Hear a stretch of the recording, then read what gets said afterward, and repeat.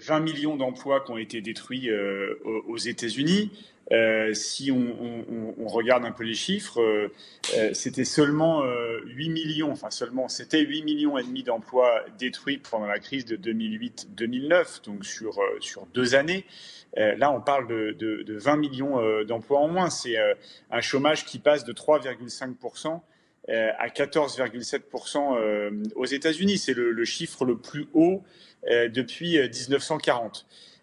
Donc, il y a forcément un enjeu majeur et forcément un équilibre à trouver entre la sécurité sanitaire des salariés, faire en sorte d'informer les gens, de prendre les précautions nécessaires pour permettre le retour au travail.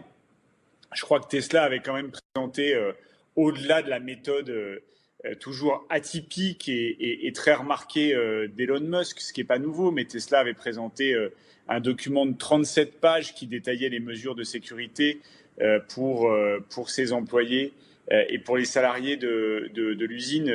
Il s'agit, je crois, d'un peu plus de 10 000 personnes. Voilà, je crois qu'il y a un enjeu majeur économique dans le monde entier à la reprise économique rapide maintenant. Certains peuvent contester la méthode d'Elon Musk. Quand on est dans une démocratie, il faut respecter évidemment les règles en vigueur et puis il faut faire attention à respecter la santé des salariés qui travaillent pour une entreprise. Il y avait un enjeu vital pour Tesla qui bénéficiait d'un momentum depuis plusieurs mois assez positif. On sait que Tesla est toujours ballotté entre des moments compliqués et des moments d'enthousiasme sur sa capacité à livrer le nombre de voitures qui avaient été commandées. C'était très compliqué dans les usines chinoises de Tesla, forcément au début de la crise. Tesla ne pouvait pas se permettre aux États-Unis de voir son activité s'arrêter plus longtemps. Qu'Amazon décide pendant un mois là, de fermer ses entrepôts. Est-ce que, je sais pas, il y aura moins d'investissement de la part d'Amazon ou d'autres étrangers, selon toi, après cette crise, à cause de ce type de décision, de pression et les syndicats, puis après de condamnation par les tribunaux? On aurait presque le sentiment que les juges français deviendraient les régulateurs de l'économie et du marché intérieur et seraient ceux qui seraient en mesure de prendre des décisions finalement de protection de l'économie, de protectionnisme.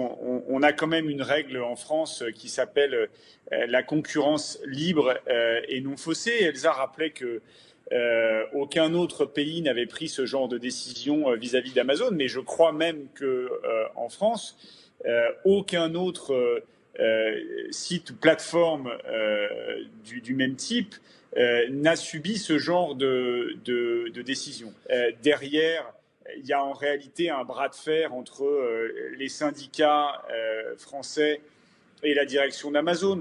Amazon n'a jamais été un champion du dialogue social, mais Amazon refuse une forme de co-gestion de son business en France.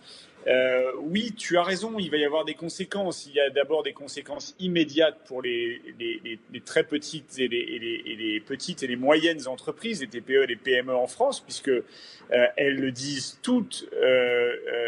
Du coup, elles subissent des coûts plus élevés pour expédier leurs produits sur le territoire, ce qui est très ennuyeux, puisque beaucoup d'entre elles ont besoin d'Amazon pour continuer leur activité, ont eu besoin d'Amazon pour continuer leur activité pendant la période de confinement. Et en réalité, on n'est pas encore complètement sorti de cette période. Donc ça pénalise le commerce français, puisque comme le rappelait Elsa, Amazon continue de livrer en France via des entrepôts européens et des produits du coup qui ne sont pas des produits de l'économie française et du commerce français. Et puis, bien sûr, ça relancera les éternelles polémiques et conversations sur la capacité de l'économie française à accueillir des acteurs étrangers pour opérer sur notre marché intérieur. Et